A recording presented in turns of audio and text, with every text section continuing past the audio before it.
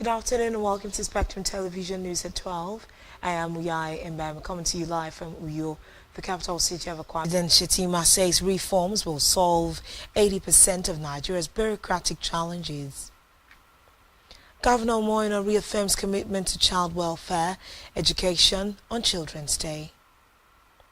Plus, North Korea says United States Golden Dome risks space nuclear war. We'll bring you details of these stories and more in a moment.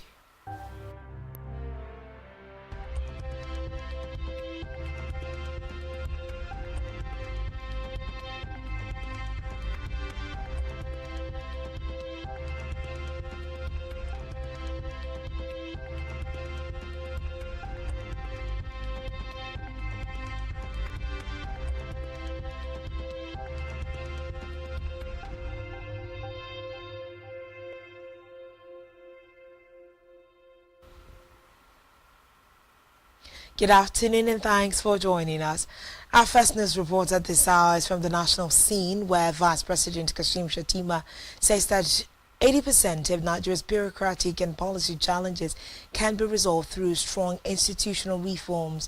Shettima said this at the official presentation of the draft National Public Policy Development and Management Framework at the State House. The event at the State House featured a presentation by the Special Advisor to the President on Policy and Coordination and Head of the Central Delivery Coordination Unit, Hadiza Usman, describing the new policy framework as a transformative approach that has been long overdue in Nigeria's governance architecture.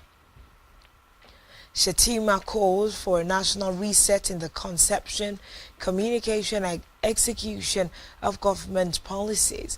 He called for a national, noting that the mitochondria Port Tax Credit Concrete Road.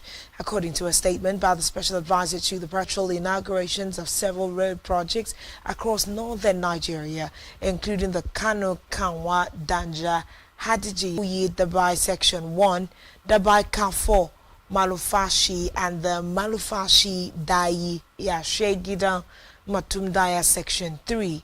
The President in Lagos will highlight the economic blocs milestones and will also observe the Eid al-Kabir prayers at the State House, Northern Barracks, before returning to Abuja.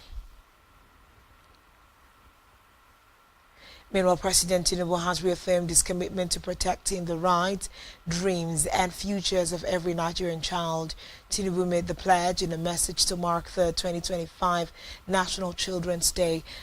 According to Tinubu, this year's theme, Stand Up, Speak Up, Building a Bullying-Free Generation, could not have been more timely, as it speaks directly to the culture the country is building, a culture where every child feels safe, respected and heard, both in physical spaces and digital communities.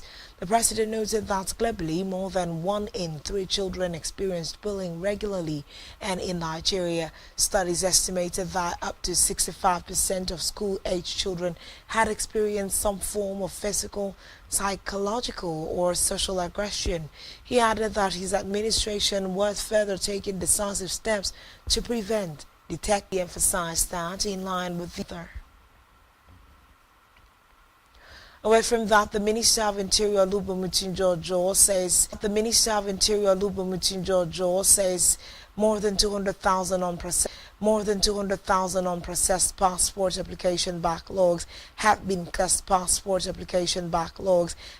cleared since he assumed office at the Ministry of Interior. He revealed this while delivering a charge to the public and private sector at a bank guest lecture series held at the bank's headquarters in Victoria Island, there to innovate the correctional system. In his keynote address, Tunjojo drew on his background as an ethical hacker to illustrate how great leadership, like in cybersecurity, broadband connectivity across hostels at the University of Lagos Unilag at Okoka Iyaba. The initiative, which will provide each hostel with dedicated fiber links, secured Wi-Fi and continuous performance monitoring, was unveiled by the Minister of Communications, Innovation and Digital Economy, Dr. Bosun Tijani. The Fiber to Hostel initiative is part of the National Broadband Alliance for Nigeria, designed to improve internet penetration in critical institutions, starting with universities. In his keynote address, Tijani said students in Unilag hostels for the first time will have access to high-speed internet with bandwidths of 50 to 100 megabytes per second.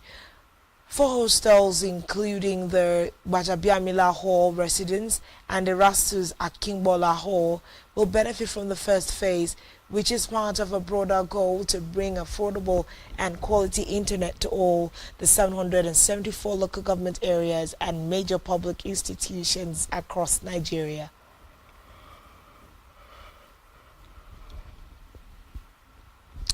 We move now to the Green Chambers, where the House of Representatives Speaker Tajuddin Abbas has withdrawn an electoral reform bill seeking to amend the elections, which is to bolster civic engagement and strengthen Nigeria's democracy by encouraging higher voter turnout. Back here on the home front, Akwa Ibom State Governor Pastor Omoina has reaffirmed his administration's unwavering commitment to the welfare and future of children in the state, emphasizing education, protection and empowerment as key priorities. He made this known in an address in celebration of the 2025 National Children's Day. Governor Noor, who described children as the leaders of tomorrow, said the annual Children's Day observance goes beyond the ritual in Akwa Ibom, but serves as a moment to renew commitment towards securing a brighter future for the younger generation. He noted that education remains the strongest tool for empowerment and the foundation of his administration's Arise agenda, with the E standing for education, adding that so far the state has constructed model primary schools equipped with modern learning facilities and provided free shoes, uniforms and books to encourage pupils across the state. Looking ahead, Governor Noor announced that the state will soon begin construction of model secondary schools in the 3 senatorial districts, each with world-class facilities, ICT centers and staff quarters, maintaining that it is to ensure that public schools have the capacity to compete with private schools and that the children are not denied quality education because of the circumstances of their birth. He also emphasized teacher welfare, revealing that all salaries, entitlements and gratuities for retired teachers have been paid to motivate educators and promote a culture of excellence in teaching. Speaking on the theme of this year's Children's Day, Stand Up, Speak Up, Building a Bullying-Free Generation, Governor Noor stressed the need for collective responsibility in raising morally sound and confident children. He encouraged citizens to report child abuse cases, stating that concealing such crimes is itself a punishable offense in the state. He also commended the Office of the First Lady for coordinating child protection programs and policies. Governor Noor reiterated his administration's zero tolerance for crime, stressing that peace and security are necessary to safeguard children and their future. He further pledged to continue recognizing and rewarding excellence among children in academics and other endeavors. Meanwhile, the governor called on parents and guardians to guide their children away from antisocial behaviors such as cultism and urged children to make their families and the state proud. In the meantime, the Akwa Ibom State government has directed the Ministry of Agriculture to report the full business plan for inclusive social benefits on the vegetable greenhouses project. The Commissioner for Information, Anyeka Numana, who disclosed this while briefing journalists shortly after the State Executive Council meeting, said the government intends that the greenhouses be put to proper use to ensure it yields expected benefits to the people of Akwa Ibom State. He noted that the Ministry of Agriculture were asked to present a detailed report on the full investment value chain and other items such as cocoa local development and seedlings distribution to farmers in the state. The commissioner stated that the council directed the Commissioner for Youth Development to present a detailed roadmap detailing how to harness and develop programs that will continue to enhance the potentials of young people in the state and create opportunities for them to be actively involved in socio-economic activities that would better their livelihood. The Executive Council also reviewed a memo submitted by the Executive Assistant to the Governor, which proposed additional operational guidelines for the procurement of goods, works and services by the state government. As a result, the Ministry of Justice and the Office of the Governor were mandated to harmonize all existing procurement guidelines into one functional document. This move is expected to ensure a seamless and transparent procurement process in Akwa Ibom. Reactions from citizens. He thanked the people of Akwa Ibom for their support and appreciation of the administration's. Down to Africa, where former President of the Democratic Republic of Congo, Joseph Kabila, has arrived in Goma in the east of the country. The Rwanda-backed M23 rebels who control the capital of North Kivu since January confirmed his arrival. Kabila arrived in Goma in a moment of increased political and security tension. Reports say DRC President Felix Tshisekedi has long accused his predecessor of supporting the M23 and the Congo River Alliance. Kabila returned to the DRC just 3 days after he delivered a rare 45-minute address broadcast on social media.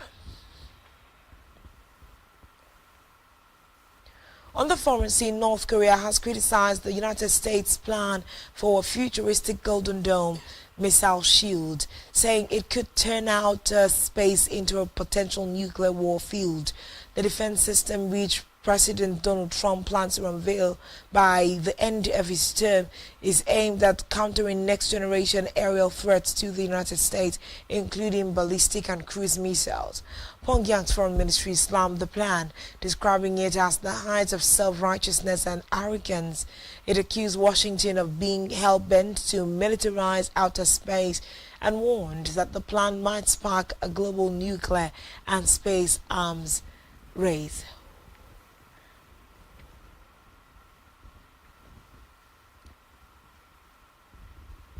Still on the foreign scene, Japan has announced a bundle of measures worth more than $15 billion aimed at shielding small to medium-sized businesses, SMEs, from the impact of United States tariffs.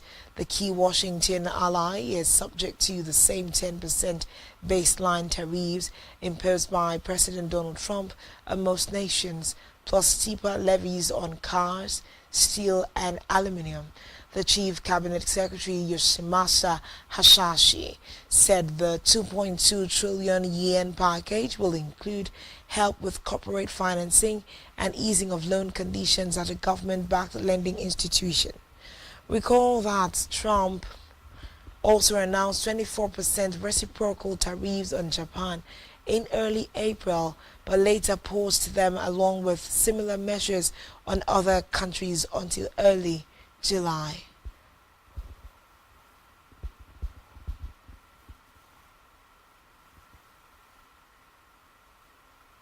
Still to come in the news. CAF announces match venues for WAFCON 2024.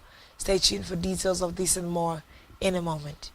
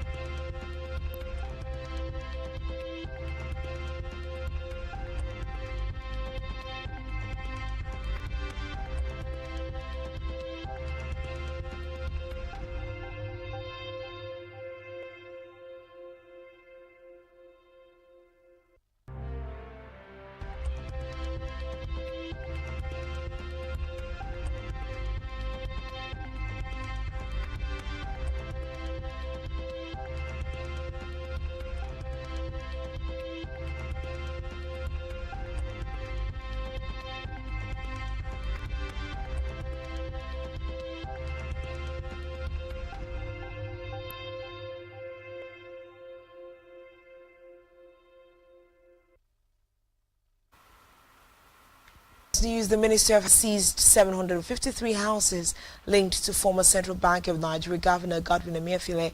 The 753 housing estate was recently a proper surveying and market evaluation.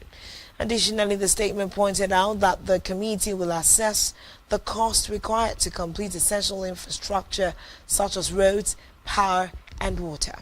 It said the committee must ensure effective coordination with key stakeholders, including the EFCC, expected within 4 weeks. Still in business, the president of Dangote Industries Limited, which will amount to about $7 million daily revenue to the federal government. In a statement, Dangote announced this when he paid a courtesy visit to the headquarters of the Nigerian Ports Authority in Marina, Lagos. He added that with the exportation of fertilizer, the company would be the major supplier of foreign exchange earnings in the country. He highlighted the need to work with the NPA on the development of the marine and blue economy sector, with plans to ensure the expansion of Nigeria's export operations.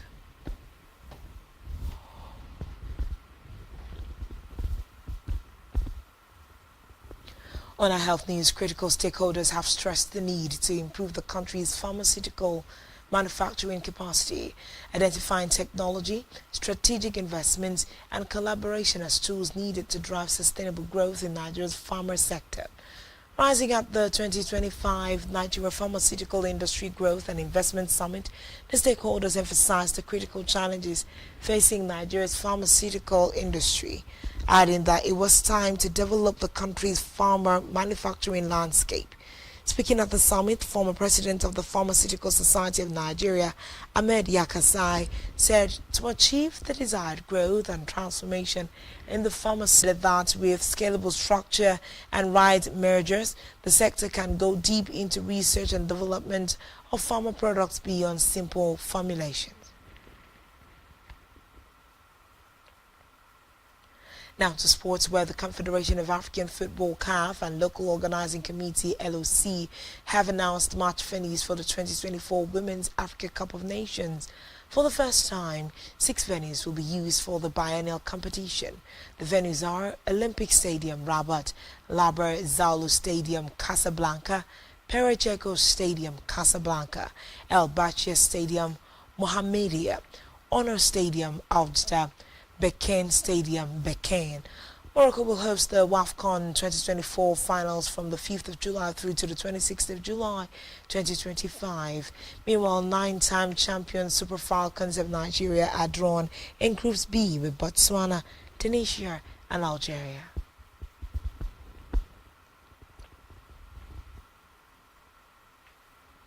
Still in sports, Belgian Pro League outfit Car Gent have confirmed, the departure of their centre-back Jordan Torngiga. Torngiga's contract will expire at the end of next month, and he has decided to start a new chapter in his career. The centre-back joined the Buffaloes in 2022 from Bundesliga club Hertha Berlin. The 27-year-old made 145 appearances across all competitions for Gent. Torngiga won the Belgian Cup in his first season at the club. He also became a Nigeria international during his time with the former Belgian Pro League champions.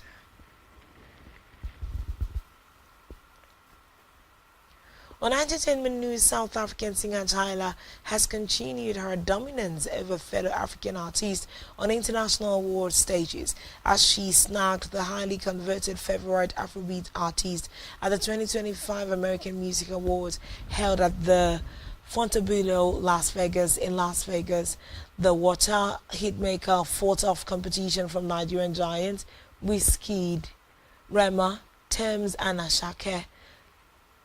Wizkid won the Maiden Favorite Afrobeat Artist Award at the Amas in 2022 on the wave of his hit song, Essence.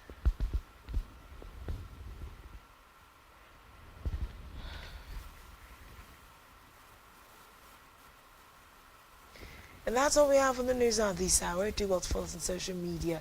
Subscribe to our YouTube channel, all of which you can find on our website, Spectrum TV Live to attend you. This has been Spectrum Television News at Noon. I am Uyai MM. Thanks for watching. Enjoy the rest of your day. Good afternoon.